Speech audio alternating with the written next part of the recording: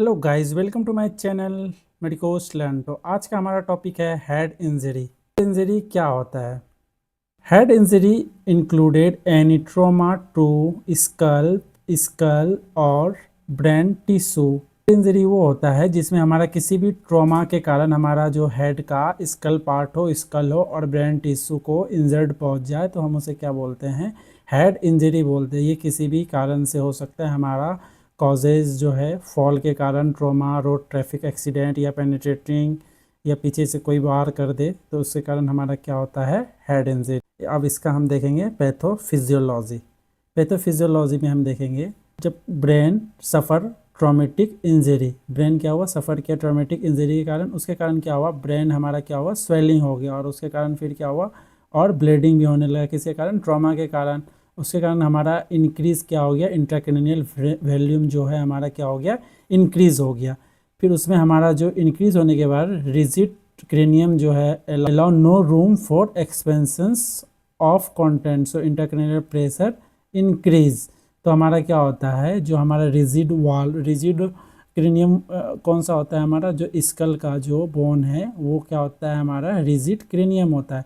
इसमें क्या होता है? कोई भी ट्रॉमा के कारण हमारा इंटरनल ब्लीडिंग होने लगा या एक्सटर्नल ब्लीडिंग होने लगा और जो स्वेलिंग हो गया उसमें क्या होगा? ब्रेन टिश्यू क्या होता है? स्वेल हो जाता है। तो उसके कारण क्या होता है? स्वेलिंग के कारण हमारा जो स्पेस तो लिमिटेशन है अंदर स्कल का, तो स्कल का लिमिटेशन के कारण इसमें क्या होगा? प्रेशर इंक्रीज होने लगता है। किसका? इंट्राक्रैनियल वॉल्यूम जब इंक्रीज होगा इंट्राक्रैनियल, तो इंट्राक्रैनियल प्रेशर क्या होगा? इंक्रीज हो जाएगा। नॉर्मल हमारा जो इंट्राक्रैनियल प्रेशर कितना होता है हेल्दी जो माना जाता है वो 7 to 15 mmHg, और 20 mmHg से एबव हमारा हो जाए इंट्राक्रैनियल ICP, इंट्राक्रैनियल प्रेशर, तो वो क्या? बैड माना जाता है। तो उसके कारण क्या होगा? हमारा जो है pressure on the blood vessels with in the brain क्या होता है? प्रेशर बढ़ जाता है। किसके? ब्लड जो वेसल्स है हमारा ब्रेन का, और उसके कारण कॉजेज क्या होता है? ब्लड फ्लो इन ब्रेन क्या हो जाता है? स्लो हो जाता है। जब प्रेशर ब्लड वेसल्स पे पड़ेगा तो ब्रेन क्या होगा? ब्लड फ्लो क्या हो जाएगा? वो स्लो हो जाएगा, क्योंकि वेसल्स पे जब हमारा प्रेशर पड़ रहा है, प्रेशर के कारण क्या होगा कि जो ब्लड है हमारा वो फ्लो जो है वो क्या हो जाता है? स्लो हो जाता है, डिक्रीज हो जाता है। उसके कारण हमें क्या देखने को मिलता है? Brain cerebral hypoxia and ischaemia. हमें सेरेब्रल हाइपोक्सिया देखने को मिलेगा, क्योंकि हमारा अगर जब ब्लड फ्लो स्लो हो गया ब्रेन में तो उसमें क्या होगा? ऑक्सीजन और ग्लूकोज का लेवल क्या होगा? डिक्रीज हो जाएगा। उसके कारण हमारा क्या हो जाएगा? सेरिब्रल हाइपोक्सिया देखने को मिलेगा और इस्चीमिक कंडीशन देखने को मिलेगा, सेरिब्रल इस्चीमिक। फिर इंट्राक्रैनियल प्रेशर क्या होता है? कंटिन्यू ये बढ़ते जाता है, क्योंकि हमारा ब्लड जो है वो स्लो हो जा रहा है और उसके कारण हमारा क्या है? इंट्राक्रैनियल प्रेशर इंक्रीज होते जा रहा है, क्योंकि हमारा ब्लड जो है आर्टियल सप्लाई वो कम हो रहा है। मेन आर्टियल सप्लाई जो हमारा ब्रेन का होता है उसमें क्या होता है? ब्लड कम सप्लाई होने लगता है। किसी भी ट्रॉमा या कोई भी इंजरी हो जाए हमारा हेड का तो उसमें ब्रेन में भी क्या हो जाता है? हेरिनेट हो जाता है। उसके कारण हमारा सेरिब्रल ब्लड फ्लो केसेस देखने को मिलता है। ये था हमारा पैथोफिजियोलॉजी ऑफ हेड इंजरी। अब हम देखेंगे causes of head injury. Head injury किसके कारण होता है?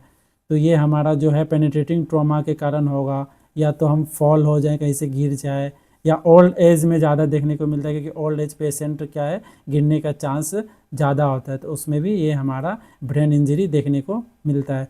Blunt head trauma, direct blow, किसी भी डायरेक्ट चोट लग जाए, कोई भी व्हीकल से हो जाए या कोई भी ऑब्जेक्ट से चोट लग जाए डायरेक्ट, उसके कारण देखने को मिलेगा। मोटर व्हीकल एक्सीडेंट में देखने को मिलेगा। Fall by the recreational activity such as the, जैसे बाइकिंग, स्केचिंग या स्केटबोर्डिंग जो हम गेम खेलते हैं उसके कारण भी ये देखने को मिलेगा। स्पोर्ट इंजरी में देखने को, स्पोर्ट इंजरी देखने को हमें मिलेगा, जो स्पोर्ट्स खेलते हैं उस समय जो हमें ब्रेन में चोट लग जाए उसके कारण, ड्राइविंग के कारण, रोड ट्रैफिक एक्सीडेंट के कारण, उसमें हमें देखने को मिलेगा। अब इसका हम देखेंगे mechanism trauma of head. Mechanism क्या क्या है?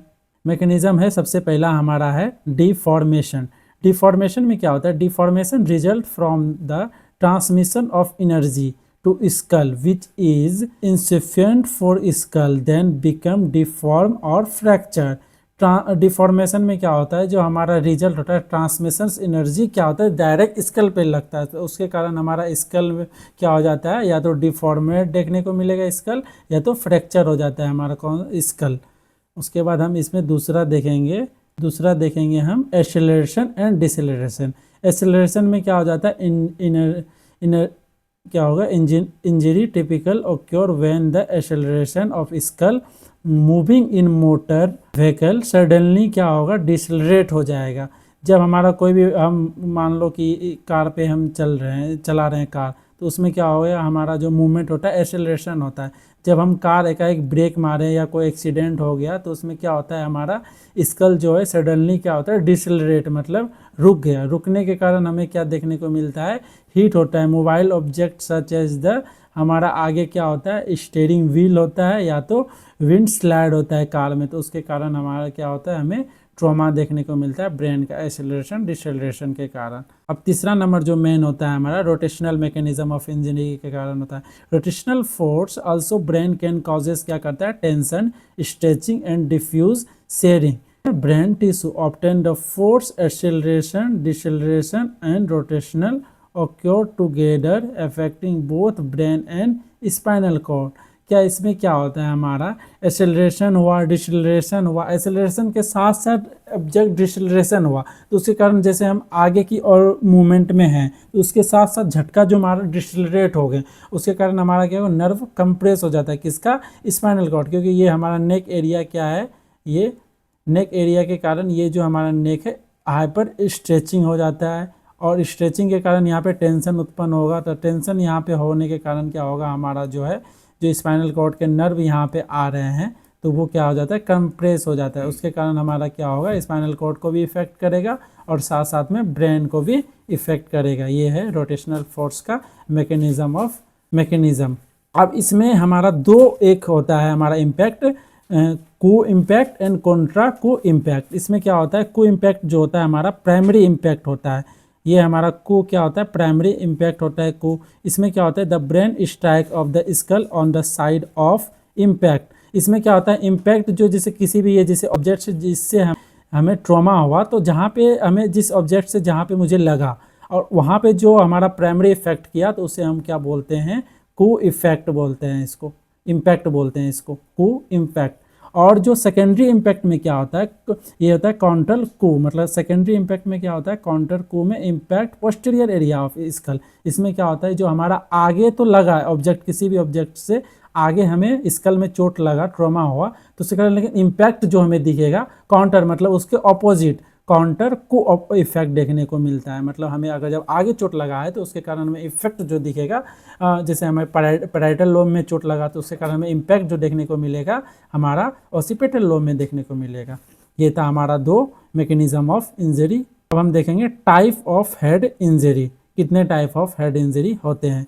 सबसे पहला हमारा होता है क्लोज्ड इंजरी एंड दूसरा होता है हमारा कौन सा, ओपन इंजरी।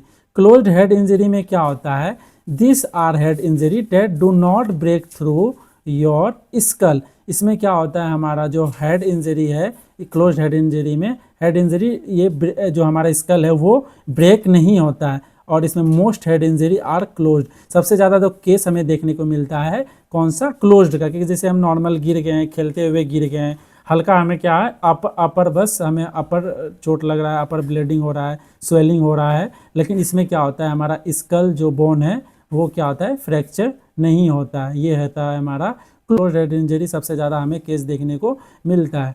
और दूसरा है हमारा ओपन हेड इंजरी, जो है हमारा ये सिवियर केस में देखने को मिलता है। Sometime presses to the skull into the brain, अगर जब कोई भी चीज़ पेनिट्रेट कर जाए हमारा क्या है, स्कल बोन को फ्रैक्चर करके ब्रेन टिश्यू तक, तो उसे हम क्या बोलेंगे, open head injury. It is usually take severe trauma to causes the open head injury. ये था हमारा ओपन हेड इंजरी में। फिर अब हमारा नेक्स्ट देखेंगे हम other part. There are lots of different type of head injury. हम बहुत सारे इसमें देखेंगे वो जो है क्या हेड इंजरी होते हैं।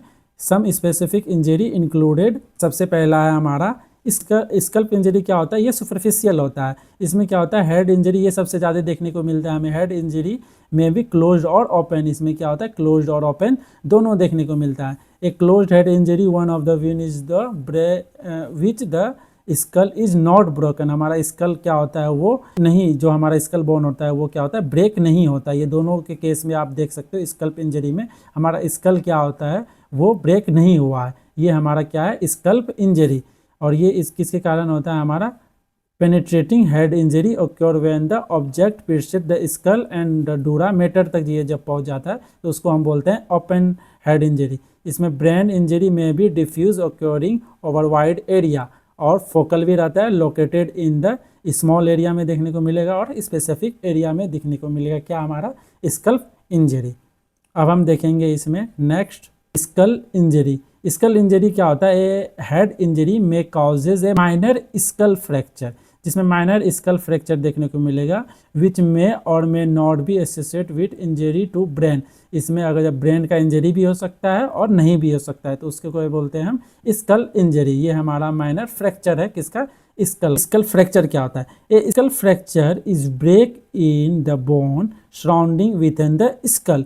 स्कल में जो हमारा skull fracture surrounding the skull, ये हमारा स्कल है, स्कल के सराउंडिंग कोई भी फ्रैक्चर हो जाए हमारा स्कल में उसे क्या बोलते हैं? Skull fracture. ये कितने टाइप के होते हैं? ये मेनली 4 टाइप के होते हैं। Linear skull fracture, depressed skull fracture, basilar skull fracture and diastatic skull fracture. जैसा कि आप देख सकते हो ये जो हमारा है डिप्रेस्ड फ्रैक्चर, यहाँ पे डिप्रेशन लाइक स्ट्रक्चर बन गया किसमें? हमारा स्कल में। फिर यहाँ पे हम देख रहे हैं लीनियर स्ट्रक्चर। लीनियर स्ट्रक्चर कैसे बना रहा है हमारा? ये टेम्पोरल लोब में आप देख सकते हो ये जो है हमारा क्या है? लीनियर फ्रैक्चर, लाइनिंग लाइक बनाएगा और थिन होता है। और डायस्टिक फ्रैक्चर वहाँ बनता है जहाँ पे हमारा जैसे ये हो गया फ्रंटल लोब का स्कल और ये पैराइटल लोब का स्कल हो गया। तो इसमें क्या है, जो हमारा फ्रंटल बोन और पैराइटल बोन के बीच में जो सुचरिंग होता है उसके बीच में जो है हमारा हल्का माइनर क्या होता है, ये फ्रैक्चर हो जाता है तो उसको हम क्या बोलते हैं? डायस्टिक फ्रैक्चर। फिर दूसरा होता है हमारा वेजिलर फ्रैक्चर। वेजिलर फ्रैक्चर क्या होता है? ये बेस ऑफ हमारा जो स्कल में होता है, जिसे हमारा ये ऑस्टिपेटल लोब में देखने को मिल रहा है और ये हमारा क्या होता है? वेजिलर फ्रैक्चर। अब इसके बारे में हम आगे देखेंगे। तो ये हमारा सबसे पहला क्या हो गया? Linear fracture. Linear fracture this is the most common type of skull fracture. It is usually happen the bone towards top of your head above your year. ये क्या है हमारा? मोस्ट कॉमन देखने को मिलता है स्कल फ्रैक्चर में से लीनियर फ्रैक्चर।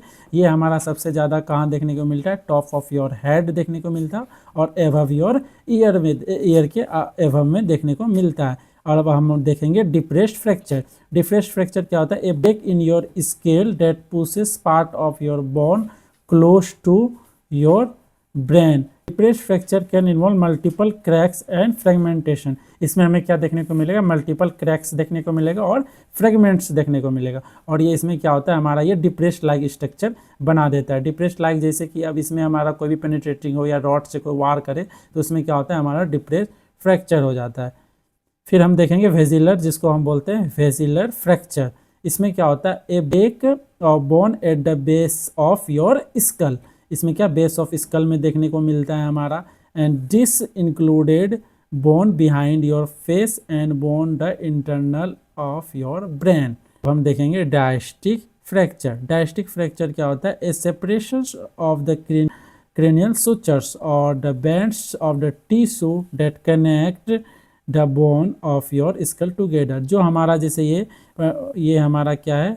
फ्रंटल है और ये पैराइटल बोन है, तो इसके बीच में हमारा जो ये जॉइंट है सुचरिंग जॉइंट, इसके यहाँ पे जो हमारा फ्रैक्चर देखने को मिलता है हम उसको क्या बोलते हैं? डायस्टिक फ्रैक्चर। तो हम इसका क्लिनिकल फीचर्स देखेंगे। क्लिनिकल फीचर्स क्या क्या है हमारा? इसमें क्या क्या सिम्टम देखने को मिलेगा? डिस्टर्बेंस इन कॉन्शियसनेस हो जाएगा, confusion two comma, increase intracranial pressure, जैसे हम स्टार्टिंग में बात किए थे पैथोफिजियोलॉजी में, आईसीपी हमारा क्या होता है? वो इंक्रीज हो जाता है। आईसीपी कितना? 20 mm और हेल्थ। फिर हमारा क्या होता है? हेडेक होगा, हेडेक देखने को मिलेगा। वर्टिगो में क्या होगा? आसपास के जो हमारे चीज़ हैं वो क्या होता है? मूवमेंटिंग लाइक देखने को मिलता है। और डिसओरिएंटेशन देखने को मिलेगा, रेस्टलेसनेस एंड डिजीनेस देखने को मिलेगा, नोजिया देखने को मिलेगा, वोमिटिंग देखने को मिलेगा, पेपिलरी एब्नॉर्मलिटीज़ देखने को मिलेगा। और हमारा चेंज इन वाइटल साइन देखने को मिलेगा, जैसे कि ट्रैकीकार्डिया देखने को मिलेगा और टैकी देखने को मिलेगा।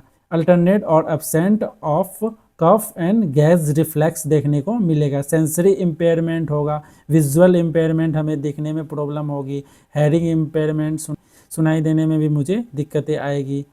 और हमारा क्या होगा? हेमीफ्रेसिस और हेमीप्लेजिया देखने को मिलेगा। पर्सनैलिटी चेंज देखने को मिलेगा और हमारा बिहेवियर चेंजेस मिलेगा, इमोशनली चेंजेस मिलेगा। और इम्पेयरमेंटल फंक्शन देखने को मिलेगा। रेस्पिरेटरी चेंजेस देखने को मिलेगा, अल्टरनेट स्लीप हैबिट, एटेक्सिया होगा। रेको में जो मेन हमारा सिम्टम है रेकोन्स आई और बेटल साइन, रेकोन्स आई देखने को मिलेगा और बेटल साइंस देखने को मिलेगा। बेटल साइंस में क्या होता है, ब्रूसेस इन मेस्टोराइड रीजन, मेस्टोराइड जो हमारा ईयर है उसके पीछे क्या होता है हमारा ये बेटल साइन देखने को मिलता है मेस्टोराइड बोन के रीजन में। ये हम दो डायग्राम से हम इसको समझ सकते हैं।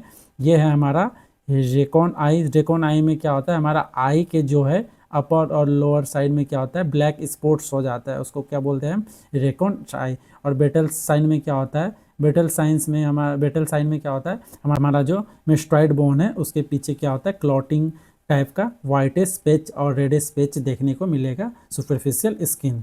फिर हम इसका डायग्नोस्टिक इवैल्यूएशन अब देखेंगे, हम इसमें क्या क्या डायग्नोस करेंगे। सबसे पहले पेशेंट का हिस्ट्री लेंगे, फिर फिजिकल एग्जामिनेशन करेंगे, फिर हमारा हेड का एक्सरे करेंगे, हेड का एमआरआई, सीटी स्कैन करेंगे, एंजियोग्राफी करेंगे, न्यूरो साइकोलॉजिकल टेस्ट करेंगे। अब हमारा इसमें क्या है लेट कॉम्प्लिकेशन, जब हमारा लेट कॉम्प्लिकेशन होगा क्या क्या देखने को मिलेगा, chronic condition like the neurodegenerative disease such as neurodegenerative disease में कौन कौन सा होता है, एल्जाइमर डिजीज देखने को मिलेगा, पार्किंसंस देखने को मिलेगा, सीजर्स देखने को मिलेगा और क्रोनिक ट्रॉमेटिक इंसेफेलोपैथी देखने को मिलेगा जिसको हम सीटी शॉर्ट फॉर्म में बोलते हैं। साइकेट्रिक प्रॉब्लम देखने को मिलेगा as well as patients physical impairment देखने को मिलेगा। Thank you. वीडियो अच्छा लगा हो तो वीडियो को लाइक करें, चैनल को सब्सक्राइब करें। धन्यवाद।